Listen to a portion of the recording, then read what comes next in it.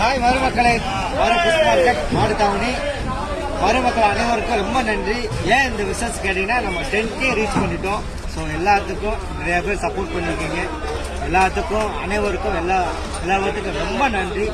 So மக்களே, இன்னைக்கு வந்த மீன்கள் பார்த்தீங்கன்னா, நேற்று என்னெல்லாம் மீன் போட்டுருந்தோம் அதெல்லாம் அதை காட்டி இன்னைக்கு அதிகமான மீன்கள் வந்துச்சு. ஸோ தரமாகவும் சூப்பராக வந்துச்சு.